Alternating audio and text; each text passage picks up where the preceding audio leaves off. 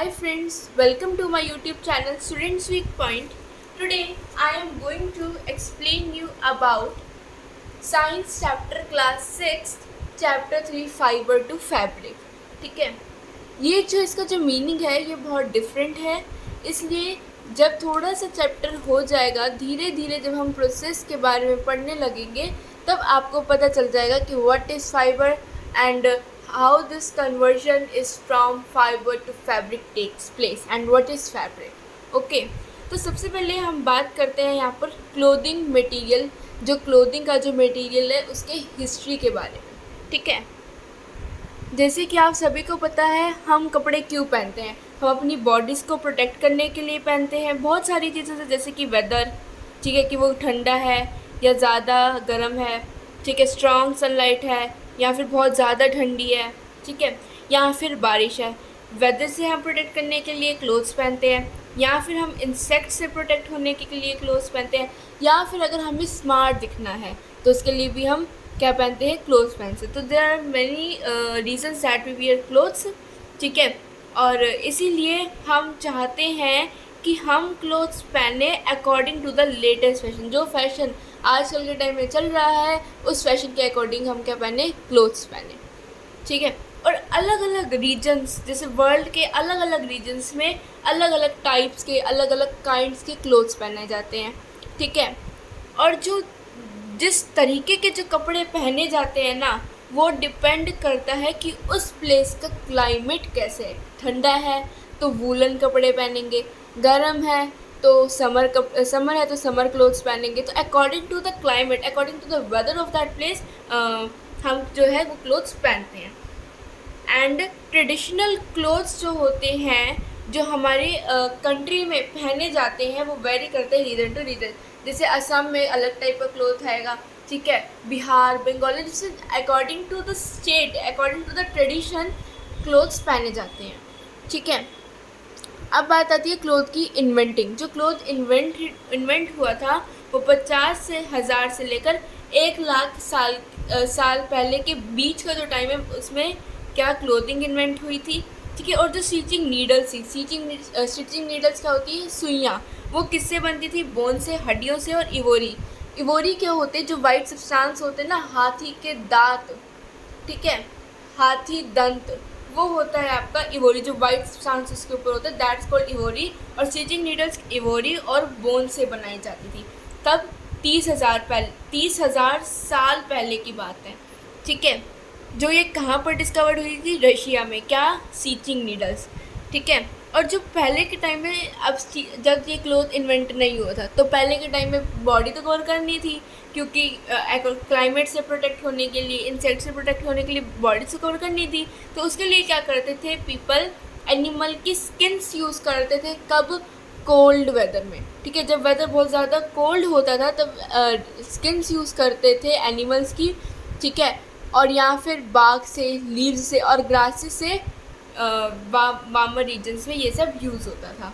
ठीक है, और जब स्टिचिंग नीडल की डिस्कवरी हो गई, ठीक है, तो एनिमल्स की जो स्किन थी वो फिटेड क्लोथ्स, जैसे कि ट्राउजर्स जैसे फिटेड क्लोथ्स बनाने में यूज़ हुई. पहले तो उसे ऐसे ही पहन लेते थे, लेकिन जब उसका डिस्कवरी हुआ तो उससे अच्छे से ट्राउजर्स जैसे क्लोथ्स बनने लगे. ठीक है, और जब पीपल ने एग्रीकल्चर सीखा तो फिर उन्होंने क्या है, प्लांट मटेरियल से वीविंग करना सीखी. जो किससे करते थे, वो हैंड से करते थे. क्या बनाने के लिए करते थे, क्लोथ बनाने के लिए करते थे. ठीक है, और जो ज़्यादातर प्लेसेस में क्या होता था वो अपने आप को किससे रैप कर देते थे, जैसे कि साड़ी हो गई, lungi, sarong, turban. According to the tradition जो था वो अपने रैप कर देते थे अपने आप को, बॉडी को. ठीक है, कब तक, जब तक स्टिचिंग नीडल्स पॉपुलर नहीं हुई थी तब तक. पॉपुलर हो गई तो फिर ट्राउजर्स ऐसे क्लोथ्स बनने लगे. ठीक है, ये तो थी आपकी क्लोथिंग की हिस्ट्री कि क्लोथ का इन्वेंशन कैसे हुआ, क्या उससे पहले क्या होता था, उसके बाद क्या होने लगा. अब हम पढ़ेंगे टाइप्स ऑफ क्लोथ मटेरियल कि क्लोथ के मटेरियल कितने टाइप के होते हैं. ठीक है, फील द क्लोथ और fabric of your cotton T shirt.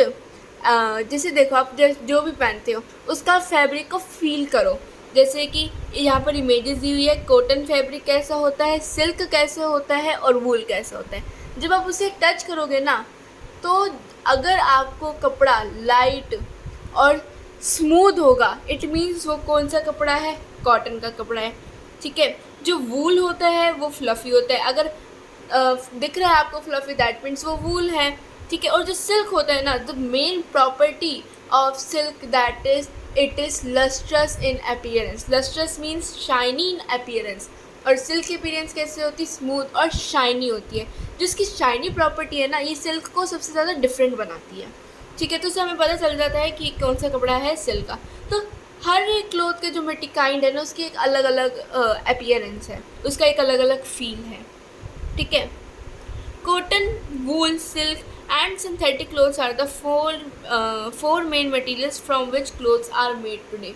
यानी कि 4 ऐसे मेन मटेरियल्स हैं जिससे आज क्लोथ्स बनते हैं। कौन कौन से 4 मेन मटेरियल हैं, कॉटन, वूल, सिल्क और सिंथेटिक क्लोथ। इन सब को बहुत ज़्यादा यूज़ होता है। सिंथेटिक क्लोथ क्या होते हैं, मैन मेड क्लोथ। ठीक है, जैसे कि रेयन, पॉलिस्टर, ये सारे क्या है, सिंथेटिक क्लोथ्स है जो नेचुरली नहीं, मैन मेड है। ठीक है,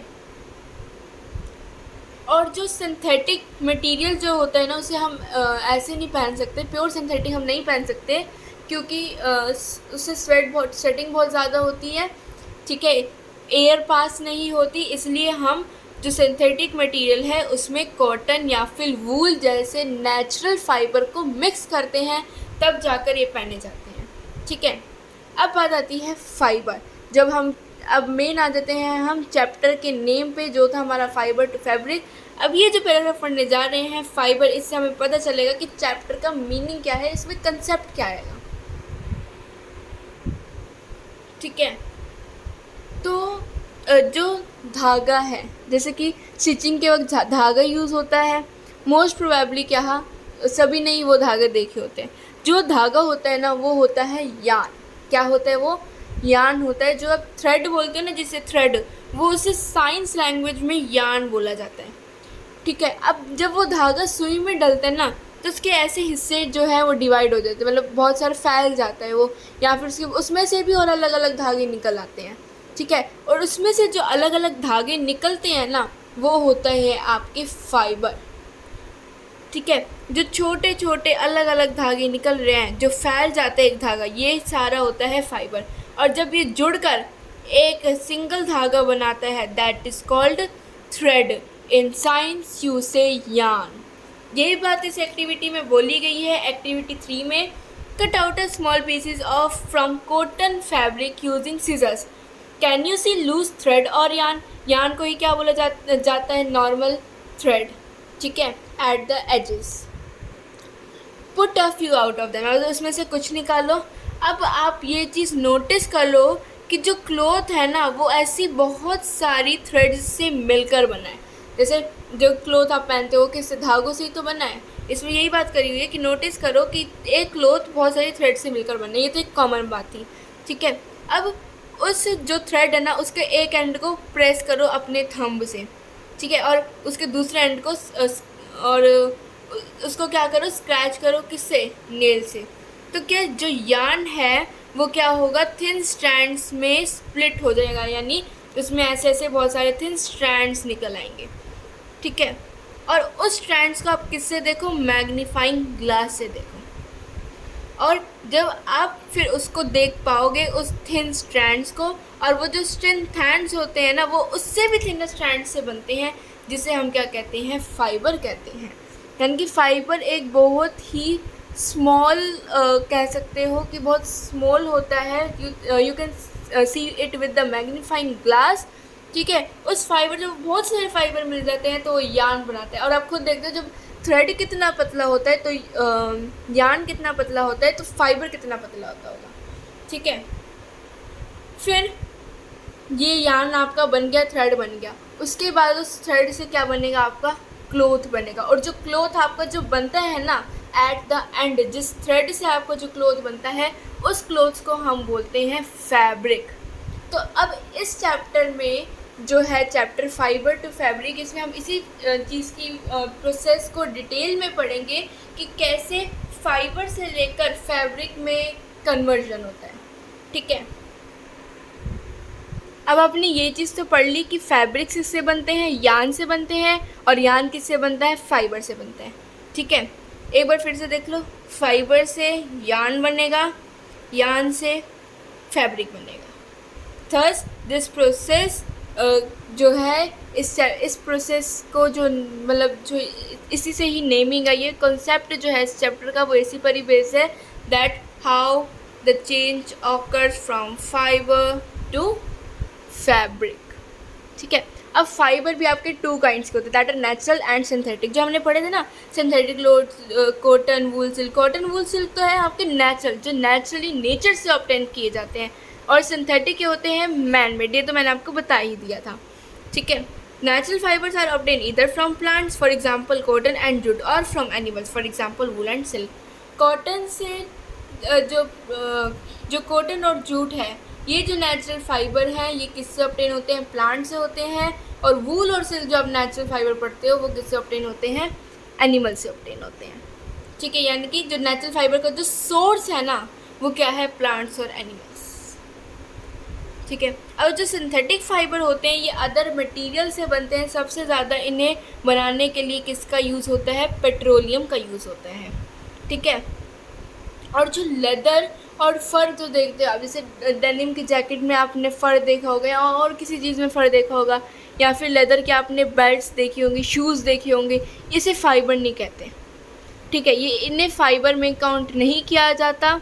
और लेदर और लेकिन क्या है, लेदर और फ़र हमारे किससे ऑब्टेन होते हैं, एनिमल से ही ऑब्टेन होते हैं। ठीक है,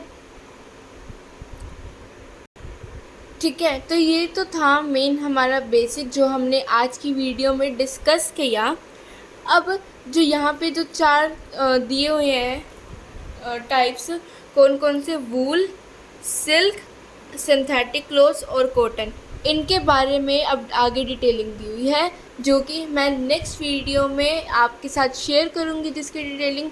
अगर इसका बेस आपको समझ में आया हो, कंसेप्ट समझ में आया हो, तो प्लीज़ मेरी इस वीडियो को लाइक करें, ज़्यादा से ज़्यादा शेयर करें, और ऐसे मोर अपडेटेड वीडियोस के लिए प्लीज़ मेरे चैनल को सब्सक्राइब करें। Till then bye.